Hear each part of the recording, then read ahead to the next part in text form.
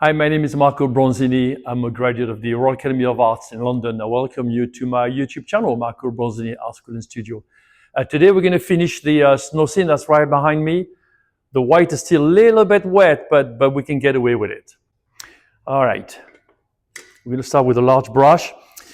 So today I have usual color the other day, ultramarine, French ultramarine, cerulean blue, a little bit of permanent green, some cadiolite, burnt sienna, raw sienna, permanent rose.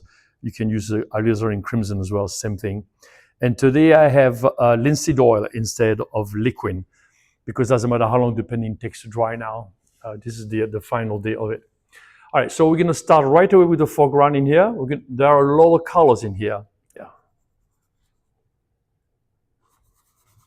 Now, not all purples are created equal. That's why you shouldn't really buy a tube of purple color. You should make your own color, so you have control over the blue and over the red. Some purples are towards the red, some purples are towards the blue. This one is kind of towards the bluish color, essentially. And it's quite deep as well. It's a beautiful color. All right, we're gonna really go to town here with this. We're gonna add some nice colors in there, some reflective light.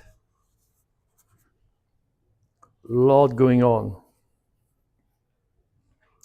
Right here, we're going to feel the thickness of the snow right there as it hits the edges right in there. Same thing in here. And a large brush will do just perfectly fine for this.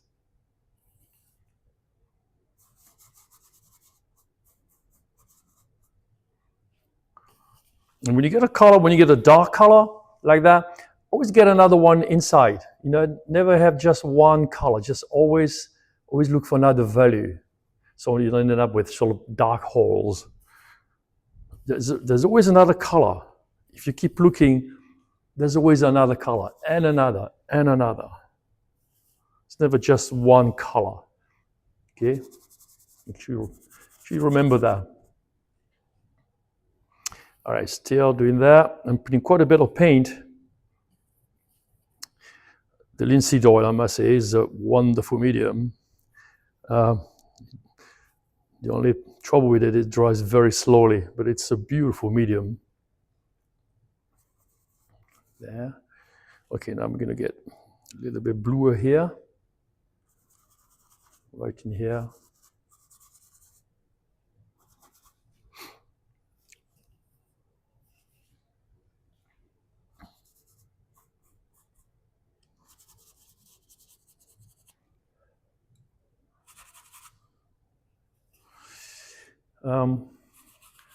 Keep looking at this variation in here, and the outline of the shadow is very sharp, so don't be alarmed. You got to really make some sharp colors in there.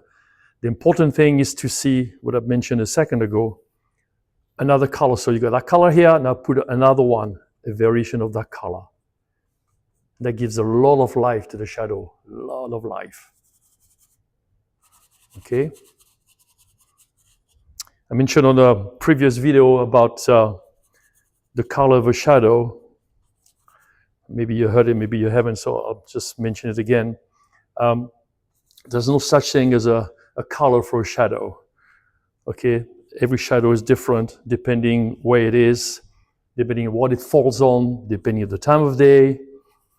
There are many factors that decide what the color of the shadow is. The color of the shadows are, I should say. A lot of variation. All right, so we can leave that alone for the moment. We're going to come back to this one. Remember we talked about the reflective light in here? So now is the time to really get on with that. Okay, now I'm getting a slightly smaller brush, and we're going to get into the reflective light. So I'm putting a little bit of a greenish cast to there with the cerulean and the cadiolite right there. And that will be the reflective light in here. It's a beautiful color in here.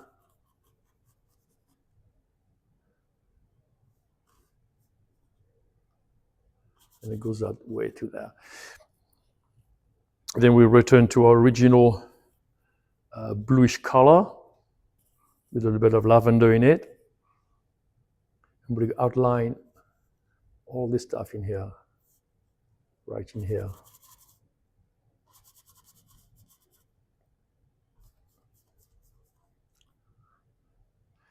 And even that color has another color in it. It's not just that one color.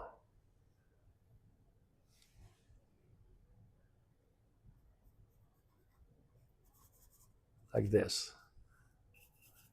And a couple of touches in here, and we'll return to that. All right, now let's go back into the snow, the sunlit snow. Okay, so notice that I didn't say we're going back to the white snow, because there's no such thing. White is not truly a color, and it reflects everything. In this case, there's a lot of blue in the snow. There's a lot of some yellow, some pinks. There's a lot going on in there. Now this is the white that's still a little bit wet, but that's no big deal. We can overlook that. I'm going to go right against that. Nice big strokes of color. So this, I have a bit of white here and a bit of the mixture I had earlier. The blues right there, they're perfect. And then later on, I'm going to put a little bit of yellow in that as well, just to warm it up. Right. Got a little bit of the raw sienna.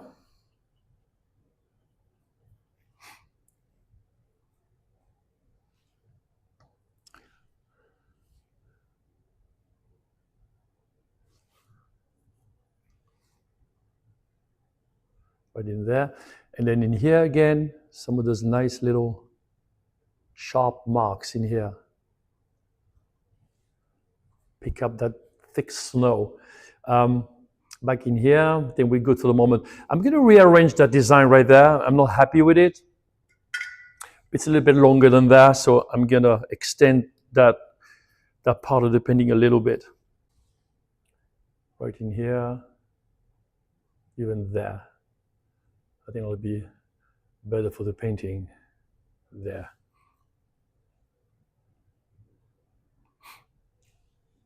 I got some burnt sienna here, some raw sienna as well. All kinds of colors. There, okay. Right in here.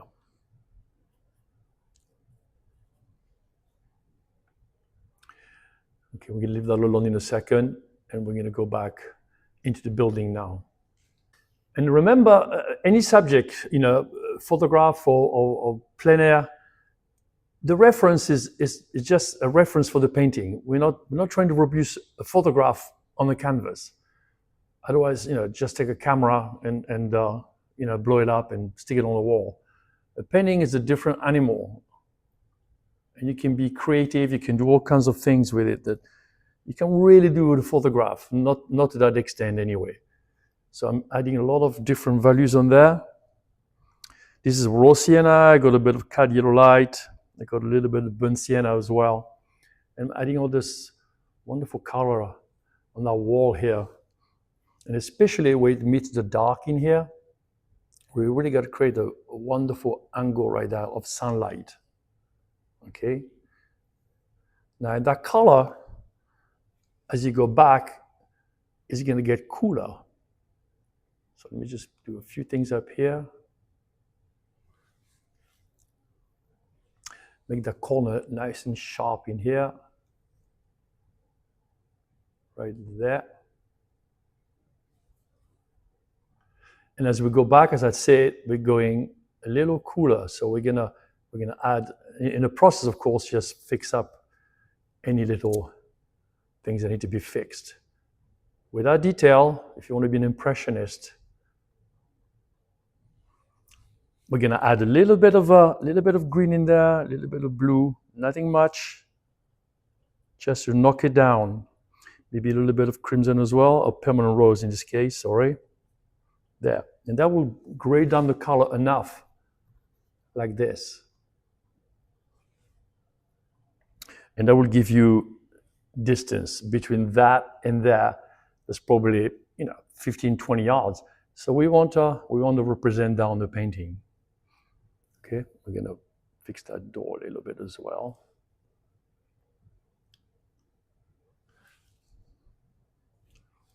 Touches here, a touch there.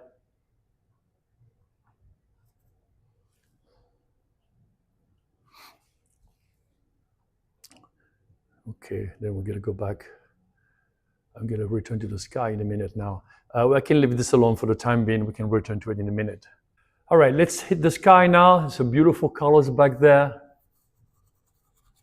Ultramarine, a little bit of cerulean in there.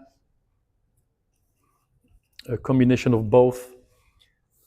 And as always, the sky is a little bit deeper at the top, and we're gonna go a little bit lighter as you come down. And it's a very simple sky, and we like it that way. Okay, don't make, you don't have to have clouds and all kinds of things in there. This is perfectly fine. All right, now we're gonna add a little bit of white in there. We're gonna return to my cerulean. We're gonna add a little bit of the kite light, just a touch. Let me see what that looks like in here. Some beautiful colors in there.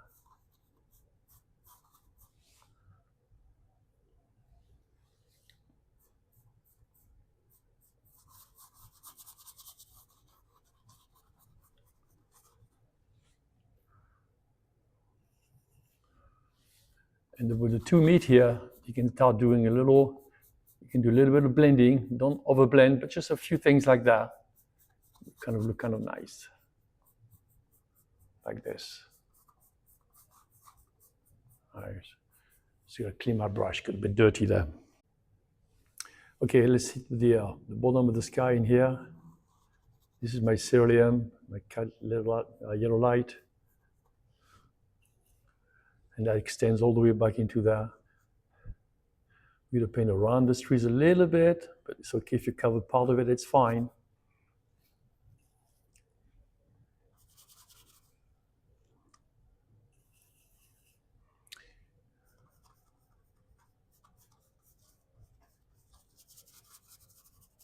Right here, and then a little bit more in there. The cerulean looks beautiful there. The cerulean is more of a turquoise color. The ultramarine is more of a purple blue. So I think in this case we want a little bit of both just to create the impression. And we're going to come right across there. Right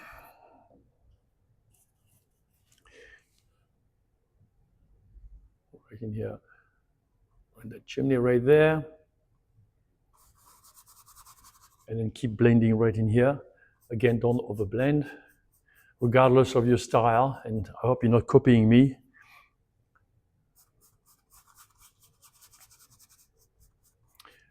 All right, I'm going to get the two together in here. So a little bit of this cerulean, a little bit of the ultramarine right there. And the two should meet beautifully in the middle.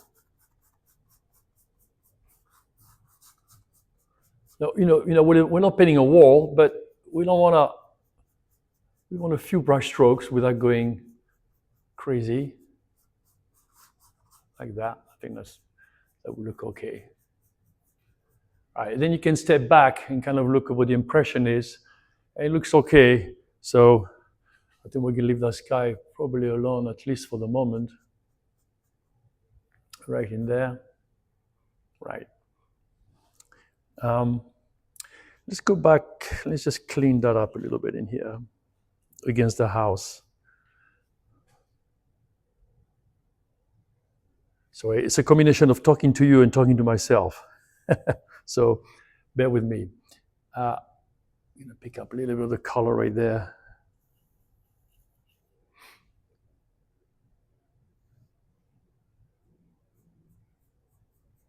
There, I think that looks decent enough. All right, back on the tree now. I made kind of a warm gray with the burnt sienna, the ultramarine, and a little bit of white. And I'm going to start getting some of those tree trunks in there.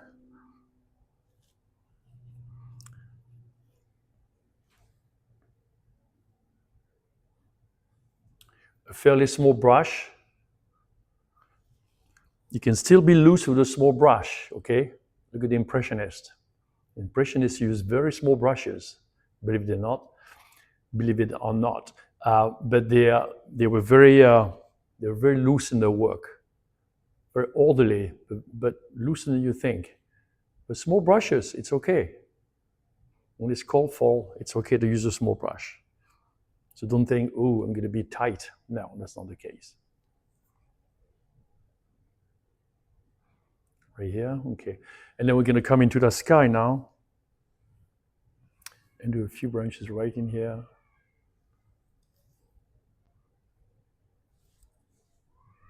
And let the weight of the brush do the work for you.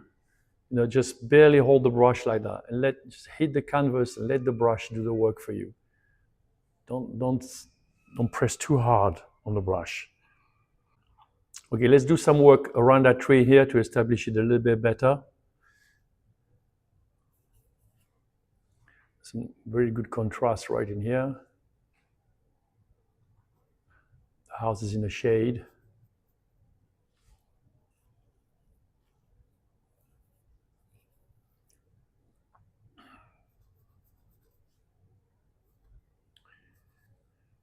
And I'm covering some of the stuff ahead.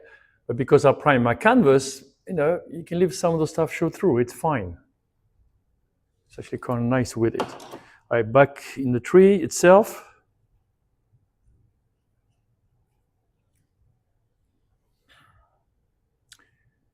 Colors right in here.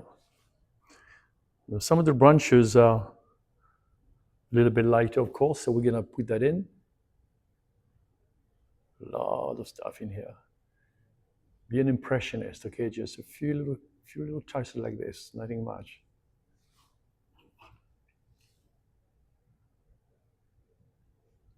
Like this, for instance, see how thick that is? Just take the back of your brush and just cut in like that. It's okay to do that. Nothing wrong with that.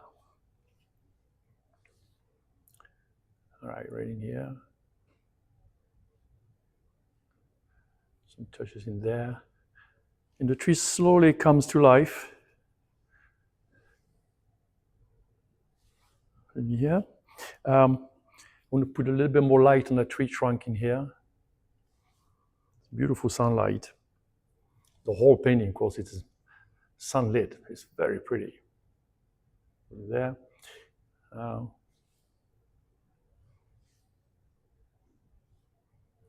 Couple of things in there. And you can see the background is actually helping in a way. The prime canvas is what I'm talking about. And the little bit that's left bothers you, just cut in. Just cut into it. Oil is a beautiful medium. You don't have to worry about leaving white like a watercolor. It's a great medium. The best. All right, we're going to create a few little impression of stones right in here. Like this, without actually painting stone, but just a few little, just that corner like that. Lovely reflective light. Same thing back in here. There, okay. So I zoomed in the photo a little bit, and you can see there's a beautiful sunlight right in here, and the shadow on the blue right there. It's gorgeous. So we're going to put that in. We're going to put that in right now.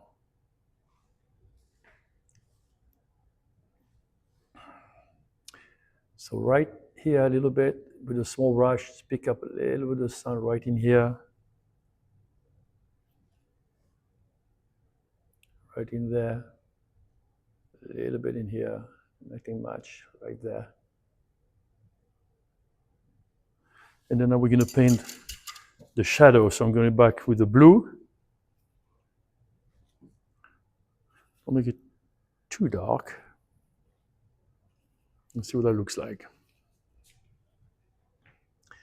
And that's the shadow on the snow back in there.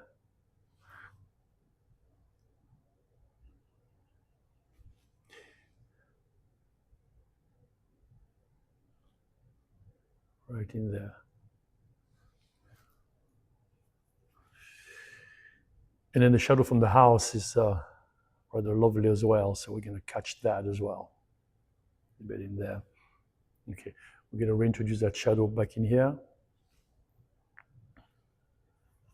Has a bit of purple in it, so I'm putting the permanent rose or crimson, whatever you have, alizarin crimson. They are closely related, like first cousins. Okay, right there. It's a little bluer than that, so I'm adding a little bit of ultramarine. Still a little bluer. I mentioned last time, you mix a color on a palette, and you go, wow, that's a perfect color. Then you put it on, it's not the perfect color. So you rearrange until you have exactly what you want. All right in there. That's the shadow from the house. It's been projected onto the snow. Nice little angle right there. Okay, let's return to this section right in here and establish those rocks a little bit better without painting too much detail. But we do want to establish them. They kind of look kind of good there. Give us a nice structure as well. There. Okay. Pick up some sunlight in here, The sunlight on the snow here, it is so pretty. There's a little bit of snow there. It looks really good. I'm gonna tighten it up a little bit in a second. Okay, a couple of touches in here. And then we're gonna put a little bit of a dark color around them just to outline, to make them a little bit stronger, a little bit deeper.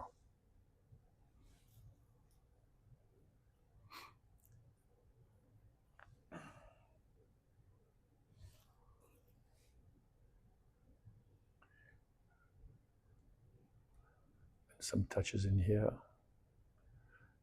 So lovely shadow here. I just noticed that's very pretty.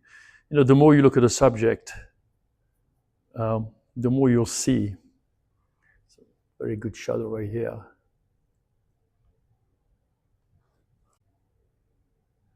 I'm going to retouch that line right there. It's a little bit dull, so I'm gonna pick it up right in here, and I'm gonna lift it up right there like this. Make it a little bit of a better curve, and also right in here. I want to put all that snow sort of piled up in here, right in here like this. It sort of goes out of the canvas like that. That's a much more elegant line, I should say. All right, we're going to break up this a little bit now, since we're in the snow. Yeah.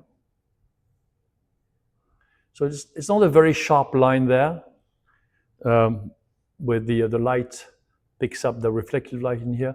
So we want to make a softer color. We don't want to start blending. We don't want to overblend for sure. So you get a color that's kind of in between that color and that color, and kind of put it in the middle like that, and it kind of blends the color just enough for you without blending the two colors like that. Okay, I'm going to go back in here now. There's a color there, some ground in there, but we can ignore that. I don't like the way that looks. So, I'm going to use my poetic license, as you should when you paint. And all that's going to be snow, which is much better for the painting. Right in here like this. And now we can enjoy a little bit of the reflective light on this side of the snow, right in here.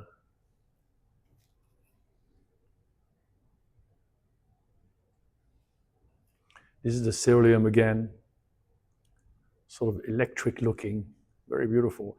And then this section here is not as white as the rest.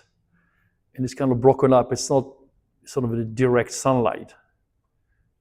And that gives us some sort of lovely sunlight in here. Here and here. And this is much quieter, which is good. It's what we want. like that. So that gives you the turn of the terrain, the anatomy of the terrain. So this is here, like that, and we come down and then turn again. Same thing as it does here. We go this way, up here, and on the other side. And that's very important, very, very, very important, the design. All right, that snow right here is a little bit lighter. So much going on in here. So much going on. But at the end of the day, it's just one color against another. That's all that is. One color against another. One color against another. Okay, let's go back into that one more time. Let's put some reflective light in there because there's quite a bit going on. A lot of those colors, beautiful right in here. And then we come in right in here like this. Give the idea of the thickness of the snow there in here.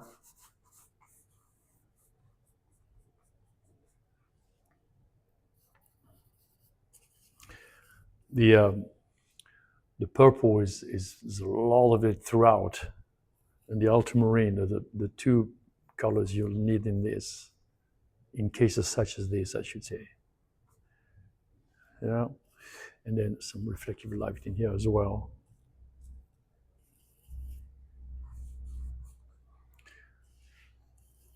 Bouncing off all over the place.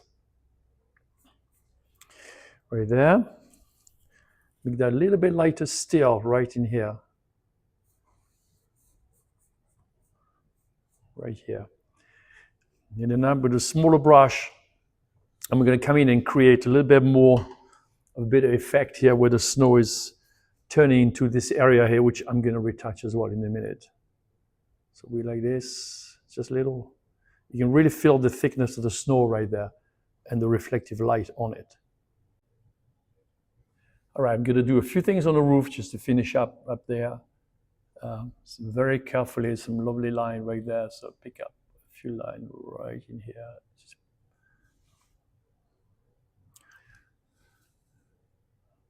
lovely sunlight all the way to there. And then a few things down in here.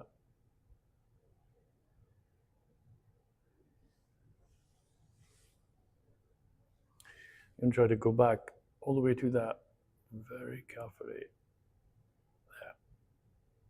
There. And that just gives the impression of the roof with actually painting every tile.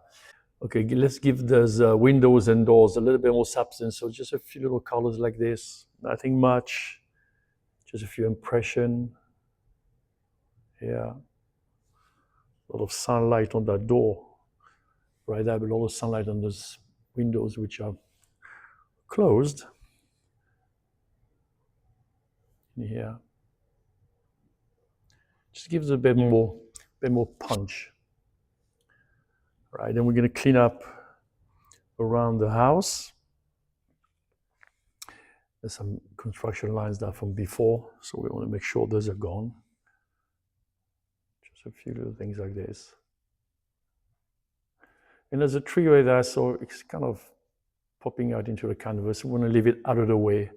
We don't want to attract attention to it. Okay, last thing. That tree right here is sort of casting a nice shadow on the house right in here. So I'm going to do that. Very simple like that. Just a few impression of that. So you're going to be careful it doesn't look like a tree. But if it's soft enough, rather, the color will sit right where it's supposed to. Just like this. Right in here. It goes all the way back there. We use the back of the brush again, just to break that up. Just like this. And then I'm going to strengthen that tree a little bit on the left right here. So to indicate that that's indeed the shadow and that's the tree. Not to be confused with one another.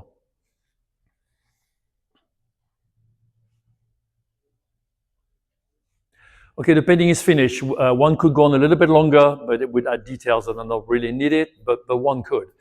The lesson to take from that is colors, colors, colors, colors. Painting is all about colors. So in this case, the blue shadows, I should say blues, because there are several, some lavender, some little different, some grayish colors. The yellow of the house, the yellow of the blue, of course, was wonderful contrast. So there's a lot of colors in the shadows, in the sunlight. The sky was nice and plain, which added a strength to this, I believe. If it was overcast, I don't think it would be so nice. So this is pretty good the way it is, and we're going to keep it that way. So remember, colors, colors, colors. See colors in everything. Okay. Thank you for joining me on Marco Bronzini Art School in Studio, and I'll see you soon.